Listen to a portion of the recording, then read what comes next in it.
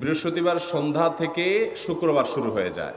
শুক্রবার বা জুমার দিন, এই দিন সম্পর্কে কোরআন এবং হাদিস থেকে ঘেঁটে আমরা 14টা আমলের কথা একটা লম্বা বড় ভিডিওতে বলেছি।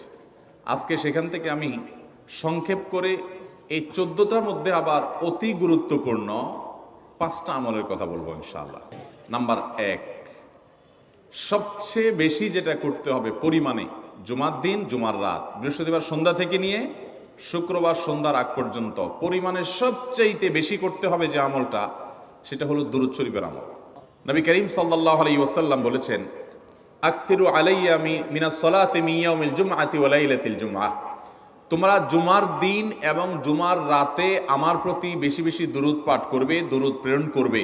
ফাইন্না সালাতাকুম মা'রুদাতুন আলাই, কারণ তোমরা যে দুরূদ পাঠ করো এটা আমার কাছে পেশ করেন আল্লাহর ফেরেশতারা, এবং রীতিমতো নামধাম সহকারে আল্লাহর একদল ফেরেশতা নিয়োজিত আছে। তারা বলেন, আল্লাহ, হে আল্লাহ রসুল, আপনার অমুক উম্মত, অমুক অনুসারী, আল্লাহর অমুক বান্দা পৃথিবীর অমুক প্রান্ত থেকে, অমুক দেশ থেকে, অমুকের সন্তান, সে আপনার প্রতি দুরূদ পেশ করেছে জুমার দিনে, জুমার রাতে বা অন্য সময়ে। এটা নবী করিম সাল্লাল্লাহু আলাইহি ওয়াসাল্লামের কাছে রিপোর্ট দেওয়া হয় আল্লাহর নিযুক্ত ফেরেশতাদের মাধ্যমে। এই জন্য শুক্রবার দিন এবং রাত, অর্থাৎ বৃহস্পতিবার সন্ধ্যা থেকে নিয়ে শুক্রবার সন্ধ্যা পর্যন্ত এই 24 ঘন্টার মধ্যে নবী করিম সাল্লাল্লাহু আলাইহি ওয়াসাল্লামের ভাষ্য খেয়াল করেন, আকসিরু আলাই। ওলামা একরাম জানেন, নবী আলাইহিস সালাম সাধারণত কোনো আমল পরিমাণে বেশি করতে বলতেন না। পরিমাণে বেশি করতে বলার মতো আমল খুব কম ইসলামে। গোটা কোরআন যদি খোলেন আপনি, পরিমাণে অধিক করতে বলা হয়েছে এরকম আমল খুব বেশি পাবেন না। তোমরা বেশি বেশি করে নামাজ পড়ো, বেশি বেশি করে রোজা রাখো, এরকম কথা কোরআন হাদিসে নাই। অবশ্যই একজন ইমানদার 5 ওয়াক্ত ফরজ নামাজের পাশাপাশি অধিক পরিমাণে নফল নামাজও পড়বেন, সেটা ভিন্ন কথা। কিন্তু কোরআনে বেশি পরিমাণে আল্লাহর জিকির করার কথা বলা হয়েছে। আর নবী করিম সাল্লাল্লাহু আলাইহি ওয়াসাল্লাম বৃহস্পতিবার সন্ধ্যা শুরু হলে শুক্রবার সন্ধ্যার আগ পর্যন্ত বেশি পরিমাণে করতে বলেছেন যে কাজটা, সেটা হলো দুরূদ শরীফের আমল। দুরূদের এই আমলটা, এটা করার জন্য আল্লাহ তাআলা এমন সহজ করে দিয়েছেন যে ওযুর প্রয়োজন নাই। আপনার ওযু নাই, তারপর আপনি দুরূদ পাঠ করতে পারবেন। এবং আপনি এই বড় দুরূদ পড়ার মতো সময় নাই, তো আপনি একেবারে সবচেয়ে সংক্ষিপ্ত দুরূদ পড়েন সাল্লাল্লাহু আলাইহি ওয়াসাল্লাম, তাতেও দুরূদ পাঠের সওয়াব পাবেন। আমলটা করবো তো ইনশাআল্লাহ। নাম্বার 1। নাম্বার 2, জুমার দিন উপলক্ষে অন্য যে কোনো দিনের চাইতে জুমার দিন অর্থাৎ শুক্রবারের ফজর নামাজ পুরুষরা মসজিদে জামাতের সাথে পড়বেন।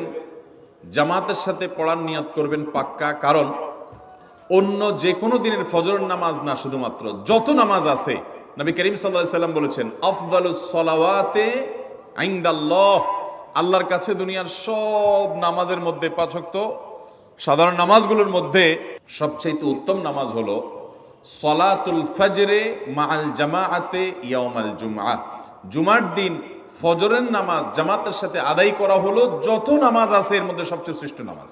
ভাইরা আমার, প্রত্যেক বৃহস্পতিবার আসলে সন্ধ্যার সময় প্রতিজ্ঞা করব, সপ্তাহের অন্য দিন যদি আমার ত্রুটি বিচ্যুতি হয়ও আমি সেটাকে কারেকশন করার চেষ্টা করব, কিন্তু শুক্রবার ফজরটা পুরুষ হিসাবে আমি জামাতের সাথে পড়বই পড়বো। তার জন্য রাতে আগে আগে শোবো, ডাবল ট্রিপল অ্যালার্ম দিয়ে শোবো, অন্য নামাজি বন্ধুকে বলবো ফোন দিয়ে ডেকে দিবি, একে অন্যের সহযোগিতা করব, কিন্তু ফজরের নামাজ জুমার দিন ছাড়বো না ইনশাআল্লাহ। 3 নম্বর আমল হলো সূরা কাহাফ পড়বো। যারা কোরআন পড়তে পারেন না তারা শুনবেন, আর যারা পড়তে পারেন তারা নিজে পড়বেন। সূরা কাহাফ যদি জুমার দিন কেউ পড়ে, নবী করিম সাল্লাল্লাহু আলাইহি ওয়াসাল্লাম বলেছেন এই সূরাটা তার জন্য নূর হবে, নূর, আলো আল্লাহর তরফ থেকে। কিয়ামতের ময়দানে ভয়াবহ গুটগুটে অন্ধকার হবে। কিয়ামতের একটা ভয়াবহ শাস্তি হলো অন্ধকারের শাস্তি। ভাইরা আমার, অন্ধকারের শাস্তি মানে এমন ভয়াবহ অন্ধকার হবে যে দুনিয়ার অন্ধকারের সাথে কোনো তুলনাযোগ্য নয়। সেই ভয়াবহ অন্ধকারে কিছু আমল আছে যে আমলগুলো মানুষের ওই অন্ধকারের মধ্যে আলোর কাজ দিবে। এর মধ্যে একটা হলো এই সূরা কাহাফ। অন্য অনেক উলামা ইকরাম বলেছেন এর ব্যাখ্যা হলো সূরা কাহাফ যদি কেউ এক বৃহস্পতিবারে পড়ে, পরের বৃহস্পতিবার পর্যন্ত, এক শুক্রবারে যদি পড়ে, পরের শুক্রবার আগ পর্যন্ত পুরো সপ্তাহব্যাপী তার ভিতরে নূর, ঈমানের নূর, তাকওয়ার নূর, ইলমের নূর, আমলের নূর, ভালো মানুষ হওয়ার নূর তার ভিতরে আল্লাহ তাআলা সৃষ্টি করে দিবেন। তো নবী সাল্লাল্লাহু আলাইহি ওয়াসাল্লাম বলেছেন সূরা কাহাফের প্রথম 10 আয়াত যদি কেউ মুখস্থ করে, তো এই ব্যক্তিকে আল্লাহ রাব্বুল আলামিন এবং যদি তেলাওয়াত করে, এই ব্যক্তিকে আমলের মাধ্যমে দাজ্জালের ফিতনা থেকে আল্লাহ বাঁচিয়ে রাখবেন। অতএব জুমার দিন প্রত্যেক শুক্রবারে সূরা কাহাফ পড়ব তো ইনশাআল্লাহ। 4 নম্বর আমল হলো, দুনিয়াতে যত ফজিলতপূর্ণ আমল আছে এর মধ্যে সবচেয়ে বেশি ফজিলতপূর্ণ আমল এটা। খুব সহজ আমলটা, খুব সহজ। প্রত্যেক শুক্রবার আমরা এটা করতে পারি। জুমার দিন আগে ঘুম থেকে উঠে উত্তম রূপে গোসল করে মসজিদে আগে আগে গিয়ে পায়ে হেঁটে গিয়ে সামনে ইমাম সাহেবের কাছাকাছি গিয়ে বসা, অনর্থক কথা কাজ না করা, তেলাওয়াত জিকির আজকারে মশগুল থেকে নামাজটা পড়ে বের হয়ে আসা, এই কাজ। এই কয়েকটা কাজ যদি করে তাহলে কাজ কয়টা হলো? আগে আগে ঘুম থেকে উঠা, ওই যে ফজর নামাজ জামাতের সাথে পড়া ইত্যাদি, গোসল করা উত্তম রূপে, আর পায়ে হেঁটে মসজিদে যাওয়া, বাহনে না চড়া। 4 নম্বর হলো ইমামের কাছাকাছি গিয়ে বসা, কোনো অনর্থক কাজ না করা। এই 4টা কাজ যদি কেউ জুমার দিনে করে, নবী করিম সাল্লাল্লাহু আলাইহি সাল্লাম বলেছেন ওই ব্যক্তি বাসা থেকে মসজিদ পর্যন্ত যে আসলো, যতগুলো পা ফেলবে, যতগুলো স্টেপ ফেলবে, যতগুলো কদম দিবে, প্রতিটা কদমের বিনিময়ে আল্লাহ রাব্বুল আলামিন তার অ্যাকাউন্টে, তার আমল নামাতে 1 বছর রাত জেগে, সারা রাত জেগে তাহাজ্জুদ নামাজ পড়লে এবং 1 বছর সারা দিন, প্রত্যেকটা দিন পুরা বছর জুড়ে নফল রোজা রাখলে যে পরিমাণ সওয়াব পাইতো, 1 বছর নফল রোজা, 1 বছর রাতভর জেগে তাহাজ্জুদের নামাজ পড়ার সওয়াব মাত্র একটা কদম ফেলার বিনিময়ে দিবেন। চেষ্টা করব না ইনশাআল্লাহ। 5 নম্বর এবং সর্বশেষ আমল হলো, জুমার দিনে একটা সময় আছে দোয়া কবুল হয়।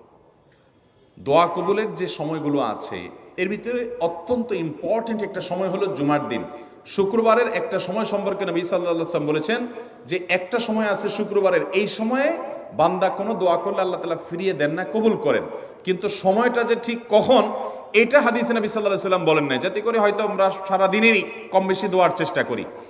এই বিষয়ে মুহাদ্দিসগণ, হাদিস বিশ্লেষকগণ, পণ্ডিত ওলামায়ে কেরামগণ হাদিসের বিভিন্ন আকার ইঙ্গিতকে গবেষণা করে, অ্যানালাইসিস করে এক একজন এক এক সময়ের কথা বলেছেন। তবে বেশিরভাগ ইমাম, বেশিরভাগ পণ্ডিত ওলামায়ে কেরাম, বেশিরভাগ আপনার ইসলামিক স্কলারগণের বক্তব্য হলো যে এই সময়টা হলো জুমার দিনের শেষ প্রহর, আসরের পর থেকে নিয়ে সূর্য ওঠার আগ পর্যন্ত এই সময়টা। আমাদের আল্লাহর দিকে মনোনিবেশ করতে হবে দোয়ার জন্য বেশি বেশি। তাহলে শুক্রবারে 5 নম্বর আমল হলো বেশি বেশি কি করবো ইনশাআল্লাহ? দোয়া।